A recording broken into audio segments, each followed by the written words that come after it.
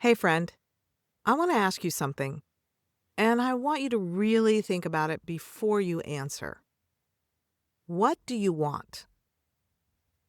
Not what do you think you should want. Not what would make other people happy. Not what sounds spiritual enough to say out loud. What do you want? If that question made you freeze, if your mind went blank, if you felt a little twist of guilt just for being asked, you're not alone. Because here's what I've discovered. Most women who've experienced religious trauma have never been allowed to truly dream. Oh, they've been told what to dream about: marriage, children, serving in ministry, being a good witness. And all of that is beautiful. But their own desires, their own yearnings, the wild, beautiful possibilities God planted in their hearts, those have been buried so deep they can barely feel them anymore. And here's what's heartbreaking. They've learned to call this self-erasure humility. Today, we're diving into phase 2 of the Path Home series, what I call planting seeds of hope. And I'm going to share why hope has to come before deep healing can happen, why your desires aren't the enemy, and how God wants to reconnect you with the dreams He planted in you before anyone told you they were wrong. This one might stir something in you, and that's okay. That stirring, it might just be the first seed breaking through the soil. We are loyal Christian women. We've served, we've believed, we've stayed, even when it hurt. We gave our hearts to faith, hoping for closeness with God, inner joy, and a safe place to belong. But somewhere along the way, the closeness became distance, the joy became exhaustion, and the place that was supposed to feel like home didn't. I'm Debra Schaefer, on a mission to take back pure faith from everything that distorted it. In every episode, I'll help you name what happened, see what's keeping you stuck, and come home to a safe, loving God. Grab your tea, toss the rule book, and let's go. Real quick, before we dive in, if you're new here or you've been wondering which hidden barriers might be quietly shaping your life, I have a free quiz that will give you clarity. Head to religionstraumaquiz.com. It takes just a few minutes, and you'll discover which patterns might be running in the background. Plus, you'll get my essential starter kit, my book, a mini course, live reading circles, and community access, all free.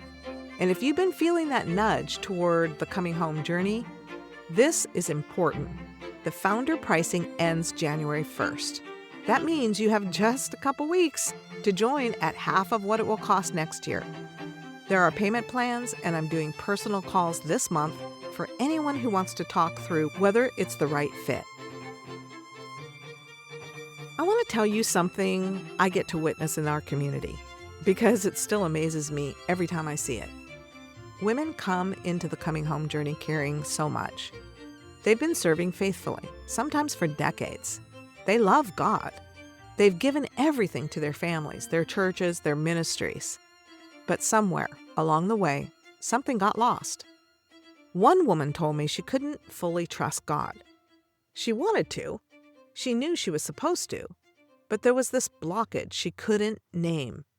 Like something invisible was standing between her and the deeper connection she longed for. Another woman realized she had been pushing her emotions down for years, numbing out, distracting herself, because she didn't know what to do with what she felt. And feeling seemed dangerous. And here's what so many of them have in common. When I ask them, "What do you want?" they freeze. Not because they're difficult, not because they're not trying, but because somewhere they learned that wanting was wrong, that their desires couldn't be trusted, that the safest thing was to stop wanting altogether. But here's what happens in the coming home journey. When these women finally feel safe, when they know they can be imperfect and still belong, something starts to shift. They start to feel again, to dream again, to reconnect with parts of themselves they didn't even know they'd lost.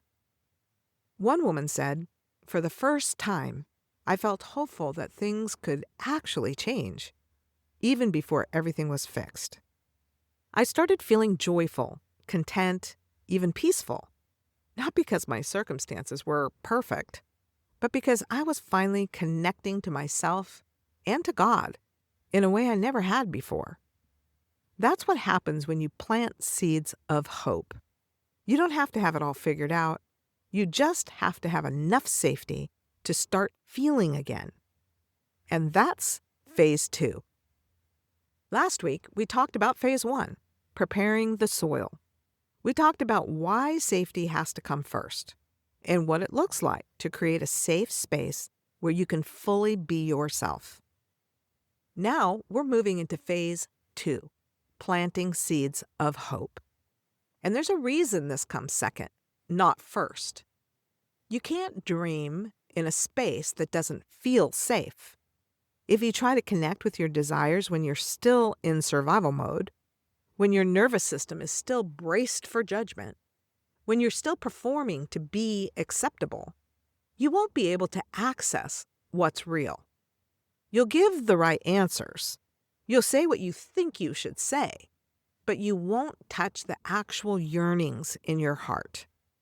That's why we prepare the soil first, so that now, in phase 2, there's actually ground soft enough to receive seeds. And here's the truth that might surprise you. Most women who've experienced religious trauma have never been allowed to truly dream. Not really. They've been told what to dream about. They've been given the acceptable desires, but their own unique God-given longings, those got buried a long time ago. Phase 2 is about uncovering them again. So let's talk about what happened. Why it's so hard for women with religious trauma to connect with what they really want. Here's the painful truth.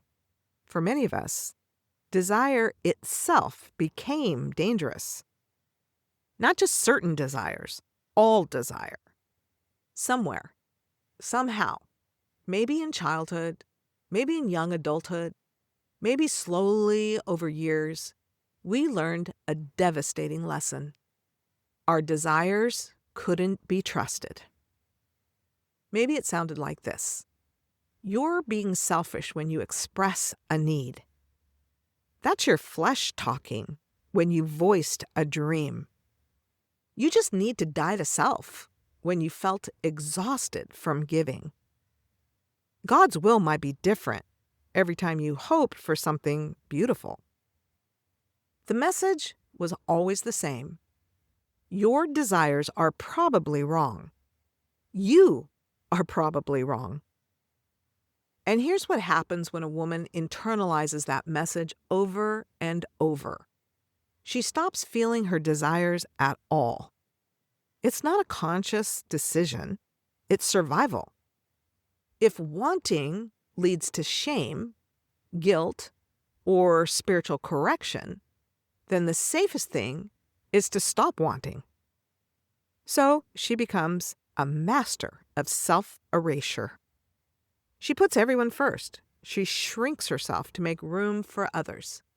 She gives and gives and gives until she's bone-tired and soul-starved.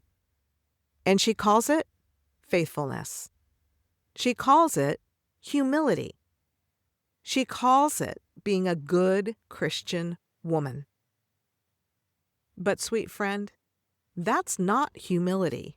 That's harm. And the saddest part, she's so disconnected from her own heart that if you ask her what she wants, she genuinely doesn't know. Not because she's broken, but because the part of her that knows how to want has been systematically silenced. So here's the truth that might change everything for you. Your desires are not the enemy. Let me say that again. Your desires are not the enemy. They're not, quote, your flesh. They're not rebellion. They're not something to be conquered or corrected or killed. Psalm 37:4 says, "Delight yourself in the Lord, and He will give you the desires of your heart." Now, you might have been taught that this verse is conditional, that God will only give you desires if those desires match what someone else thinks is right, that your heart's desires need to be examined, corrected, redirected.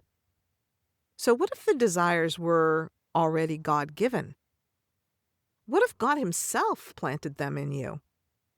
What if they're part of how He speaks to you? What if you're yearning for love, for creative expression, for rest, for being seen, for making a difference?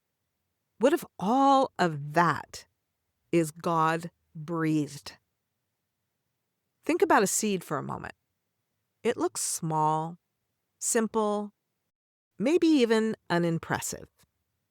But inside that tiny seed is encoded everything the plant is meant to become. The oak tree is already in the acorn. You're like that seed, friend. Everything you're meant to become, God already planted it in you at creation. Your calling, your creativity, your courage, your unique way of reflecting His glory. It's all already there. Religious trauma didn't destroy the seed, but it might have buried it under rocks, under shame, under layers of shoulds and supposed tos. And here's what I want you to hear. Becoming who God created you to be isn't selfish. It's faithfulness. When you bury your gifts, silence your voice, ignore your calling, and shrink yourself down to nothing, that's not humility. That's hiding. God expects you to steward what He gave you. And when you become who you were created to be, when you step into your calling, when you use your gifts, when you experience the fullness of life Jesus promised, that, my friend, glorifies God.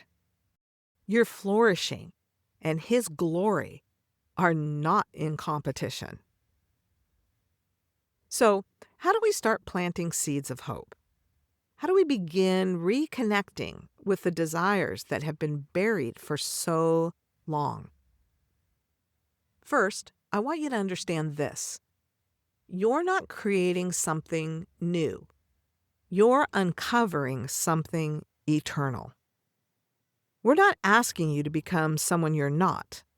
We're not imposing external goals or someone else's version of God's will. We're helping you discover who God already made you to be. We're clearing away the lies so truth can emerge. We're removing the rubble so the seed can grow. And that starts with permission. You have permission to want. I know that might sound strange, right? But for many of us, no one has ever said that out loud. So let me say it. You have permission to want something for yourself. You have permission to dream. You have permission to ask, what would make my soul come alive? And actually listen to the answer.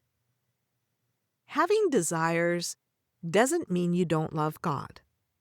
Wanting something for yourself doesn't mean you're selfish. Dreaming about your future doesn't mean you're not surrendered. It means you're human. It means you're made in the image of a God who creates, who imagines, who dreams things into being. And here's what I want you to know about hope. Hope isn't naive. Not after everything you've been through. Hope is courageous. To hope again after you've been disappointed, after you've been told your desires were wrong, after you've learned to protect yourself by not wanting anything, that takes tremendous bravery. So this isn't about performance goals. This isn't about, I need to lose weight, or I need to grow my business, or I need to read through the Bible this year. This is about who you're becoming. It's about reconnecting with the woman God designed you to be before religious trauma tried to bury her. She's still in there, friend. The seed is still alive, and it's ready to grow. So there you have it. Phase 2, planting seeds of hope. Before deep healing can happen, hope has to take root. And before hope can take root, you have to reconnect with your desires, the ones God planted in you from the beginning. Here's your simple win for this week. I want you to ask yourself one question. What do I want? Don't edit it. Don't spiritualize it. Don't immediately tell yourself why it's wrong or selfish or impossible. Just notice what surfaces. Write it down if you can, and treat it with gentleness, like the first tiny green shoot breaking through the soil. That wanting, it's not wrong.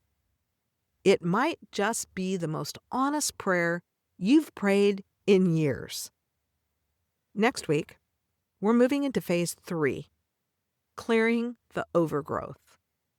We're going to talk about the hidden barriers that have been quietly blocking your growth, and why naming them is the first step to freedom. You know what I love most about the women in the coming home journey? They come in thinking they've lost touch with who they are. They've come in unable to answer the question, what do you want? And somewhere along the way, in the safety of that community, they start to remember. They start to dream again. They start to hope again. And they discover that their desires weren't wrong. They were just buried. And if you're ready to uncover what's been buried in you, if you want a space where you can reconnect with your God-given desires without shame, the Coming Home journey is open. Half-off pricing ends January 1st, and this is your last opportunity to join at half the investment. Payment plans are available, and I'm offering personal conversations this month to help you decide. So email me at Debra@healingreligionstrauma.org if you want to jump on a call. Friend, if this episode stirred something in you, if it gave you permission to want again, even just a little bit, would you share it with someone who needs to hear it? And if you're willing, a review on Apple Podcasts helps more women find their way home. Next week, we're diving into phase 3, clearing the overgrowth. I'll share about the 12 hidden barriers that might be quietly running the show in your life, why they formed in the first place, and how naming them is the first step to getting free. Until then, remember, you're not too much, you're not too needy, and wanting something for yourself isn't selfish. God planted desires in you for a reason, and maybe, just maybe, it's time to let them grow. I'll see you next time.